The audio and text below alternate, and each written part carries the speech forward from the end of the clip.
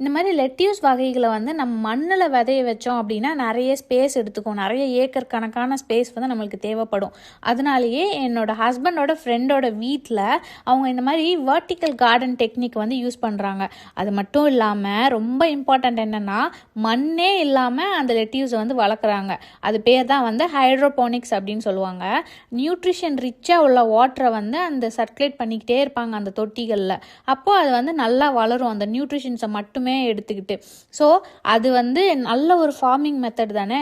அதே மாதிரி அவங்க வந்து எந்த மாதிரியான காய்கறி பழங்கள்லாம் வளர்க்குறாங்க ருவாண்டாவில் அப்படின்றது எல்லாமே வந்து கீழே உள்ள பிக் வீடியோவில் வந்து நான் டேக் பண்ணியிருக்கேன்.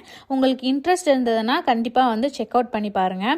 ஏன்னா என் ஹஸ்பண்டுமே அடிக்கடி சொல்லிக்கிட்டே இருப்பாங்க, இவங்க ஃப்ரெண்டு வந்துட்டு முன்னாடி இந்த பிஸ்னஸ் பண்ணலாம் அப்படின்னு சொல்லும்போது என் ஹஸ்பண்ட் வந்து இல்லை நான் படிக்க போகிறேன் அப்படின்னு சொல்லி வந்தாங்களாம். ஆனால் இப்போ ரிட்டர்ன் ருவாண்டாக்கு போய் பார்க்கும்போது தெரியுது அவங்க வந்து அவ்வளோ ஏக்கர் கணக்கான ஃபார்முக்கு வந்து பெரிய ஓனராக இருக்காங்க அப்படின்னு.